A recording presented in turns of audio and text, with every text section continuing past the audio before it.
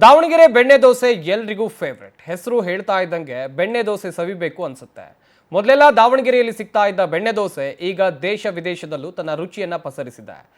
ಇಂದು ಅದರ ಮತ್ತೊಂದು branch open ಆಗಿದೆ. ಹಾಸನದ ಹೈವೇಯಲ್ಲಿ ಡಿವಿಜಿ ಬೆಣ್ಣೆ ದೋಸೆ ಹೋಟೆಲ್ ಅದ್ದೂರಿಯಾಗಿ ಆರಂಭ ಆಗಿತ್ತು. ಹೋಟೆಲ್ನಲ್ಲಿ ವಿಶೇಷವಾದ ಬೆಣ್ಣೆ ದೋಸೆ ಸಿಗಲಿದೆ.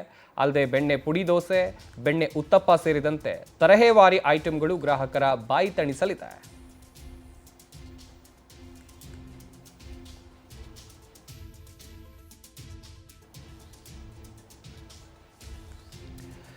ದಾವಣಗೆರೆ ಬೆಣ್ಣೆ ದೋಸೆ ಎಲ್ರಿಗೂ ಫೇವ್ರೇಟ್.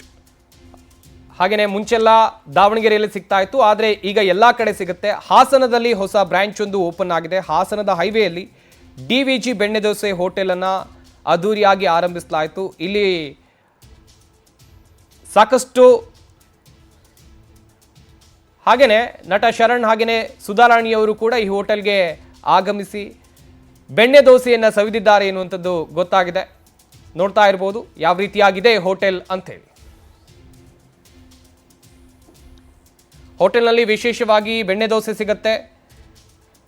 ಬೆಣ್ಣೆ ಪುಡಿ ದೋಸೆ, ಬೆಣ್ಣೆ ಉತ್ತಪ್ಪ ಸೇರಿದಂತೆ ತರಹೇವಾರಿ ಐಟಂಗಳು ಗ್ರಾಹಕರ ಬಾಯಿ ತಣಿಸಲಿದೆ. ಹಾಗೆಯೇ ನಾನು ಹೇಳ್ತಾ ಇದ್ದೆ, ಶರಣ್ ಹಾಗೆಯೇ ಸುಧಾರಾಣಿಯವರು ಈ ಹೋಟೆಲ್ಗೆ ಭೇಟಿ ಕೊಟ್ಟು ಬೆಣ್ಣೆ ದೋಸೆಯನ್ನು ಸವಿದಿದ್ದಾರೆ. ಸಾಕಷ್ಟು ಗ್ರಾಹಕರು ಕೂಡ ಬರ್ತಾ ಇದ್ದಾರೆ. ಅಲ್ಲಿನ ದೋಸೆಯನ್ನು ಸವಿದು ತಮ್ಮ ಅನುಭವವನ್ನು ಹೇಳ್ತಾ ಇದ್ದಾರೆ.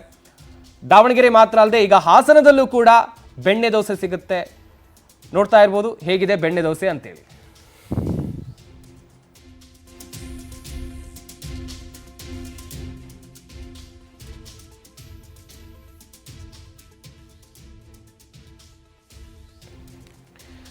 ದಾವಣಗೆರೆ ಬೆಣ್ಣೆ ದೋಸೆ ಎಲ್ರಿಗೂ ಕೂಡ ಫೇವ್ರೆಟ್. ಅದ್ರ ಹೆಸರು ಹೇಳ್ತಾ ಇದ್ದಂಗೆ ನೋಡ್ತಾ ಇರ್ಬೋದು ಶರಣ್ ಅವರು ಕೂಡ ಹೋಟೆಲ್ಗೆ ಭೇಟಿ ನೀಡಿ ಅಲ್ಲಿದ್ದಂಥ ಗ್ರಾಹಕರ ಜೊತೆಯಲ್ಲೂ ಮಾತುಕತೆಯನ್ನು ನಡೆಸಿದ್ರು. ರುಚಿಯಾದ ಬೆಣ್ಣೆ ದೋಸೆಯನ್ನು ಸವಿದ್ರು. ಇನ್ನೊಂದು ಕಡೆಯಲ್ಲಿ ಸುಧಾರಾಣಿಯವರು ಕೂಡ ಈ ಹೋಟೆಲ್ಗೆ ಭೇಟಿ ನೀಡಿದ್ರು. ಡಿವಿಜಿ ಹೋಟೆಲ್ ಹಾಸನದ ಹೈವೇಯಲ್ಲಿದೆ.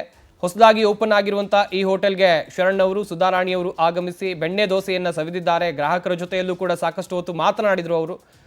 ಇನ್ನೊಂದು ಕಡೆಯಲ್ಲಿ ಅಲ್ಲಿಗೆ ಬಂದಂಥ ಗ್ರಾಹಕರು ಕೂಡ ಉತ್ತಮ ಅಭಿಪ್ರಾಯವನ್ನು ವ್ಯಕ್ತಪಡಿಸ್ತಾ ಇದ್ದಾರೆ.